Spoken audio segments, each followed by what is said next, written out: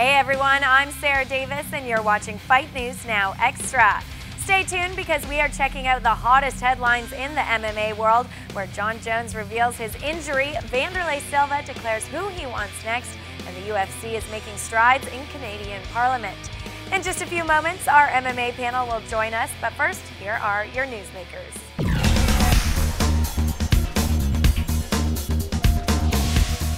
The extent of Jon Jones' injury from Vitor Belfort's attempted armbar at UFC 152 has finally been revealed. Jones' manager said that he suffered ligament strain in his right elbow and will need some rehab, but the good news is that there are no tears and he will not need surgery.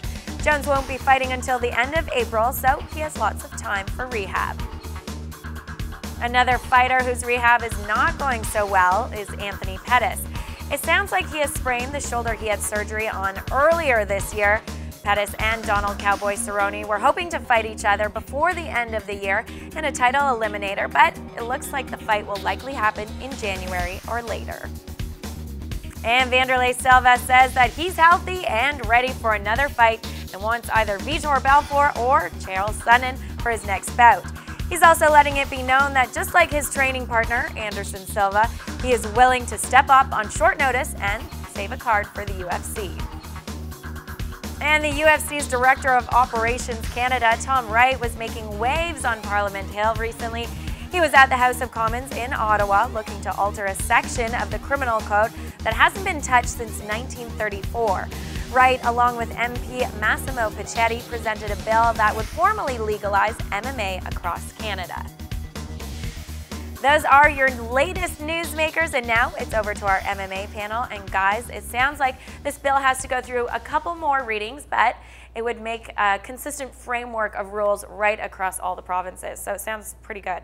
Yeah, I think this is more formality here in Canada, whereas if you compare over New York, where there was specific language outlawing mixed martial arts, that's more of a hurdle where you have to overrule basically a law that was set in place in '97. Here in Canada, it's really just the interpretation of this age-old document that I think a lot of provinces, as we can see, are interpreting it to their own discretion right now. Yeah, that's what it comes down to. It's all the word prize fighting. They all have to be on the same page. They all have to understand what they mean when they talk about prize fighting.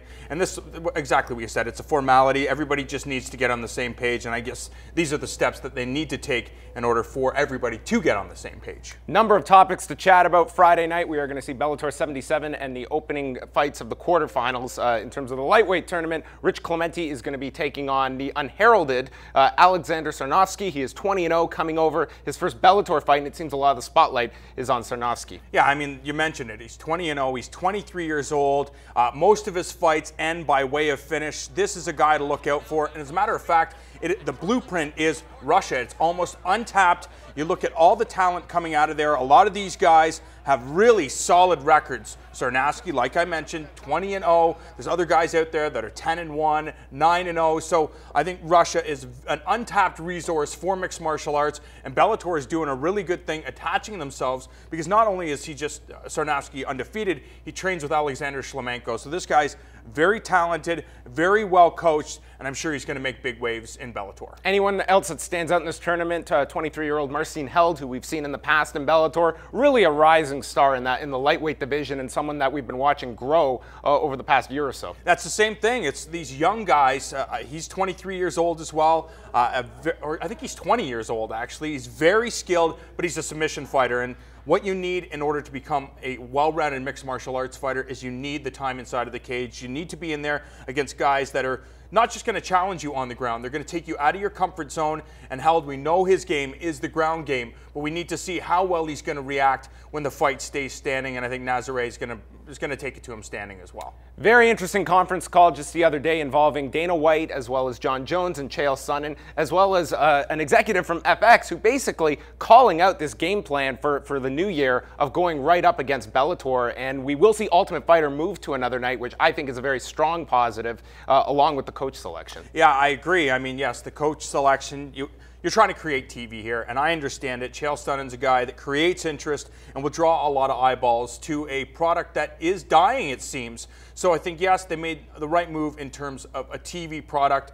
Jon Jones, despite what everybody thought that this guy was a hated guy, but you go back and you look at that pay-per-view with Vitor Belfort, there was still a lot of positives. People were behind Jon Jones, and I mean, how can you not be? The guy is just so phenomenally talented and really could be considered one of the greatest of all times, even at this stage of his career, because of everybody he's stopped in the past. So I think it's going to be an interesting season. Yes, I thought that Wednesdays were the best day for The Ultimate Fighter. Not a lot of people seem to be interested in watching on Friday nights. So I think any type of changes for the good is only good for The Ultimate Fighter. Do you feel that this is a bit of a chess match right now? They're not announcing what night they're going to be going to, stating an announcement will come in the next 30 to 45 days. Is this just waiting for Bellator to make their announcement, and we're going to get a head-to-head battle on the same night of the week? Of course, you just have to look at history. This is what the UFC does. They really try to, for lack of a better word, bully the opposition. They try to put them in places where they're uncomfortable, and they try to counter program whatever Bellator is doing. So I think that, yes, strategically, this is exactly what the UFC wants to be doing. Anything surprising that came out of the conference call for you in terms of the demeanor from either Sonnen or Jones? It seems that these two are clearly going to be building this grudge up, and I think with the benefit of 13 weeks of television, you could have a huge pay-per-view at the end of April, and looks to be one of their strongest fights for the early new year looking ahead. Yeah, there are no surprises, of course. I'm sure Dana White sat each guy in a room, explained why this fight was happening, why Chael Sonnen got the opportunity, why Jon Jones accepted the fight. And now it's all about making money and creating the biggest product that they can create. I know you're warming up to this fight. I know you're getting excited about it, I like John. Sonnen. It's okay. You can jump over to the dark side here. Sarah, you take us on to the bright side, though. All right, I'll just flash a little smile and we're on the bright side. Anyways, I'm excited to see Jon Jones and Chael Sonnen fight. So thanks, guys. And that's the latest from the MMA world. Don't forget to visit our website, fightnetwork.com.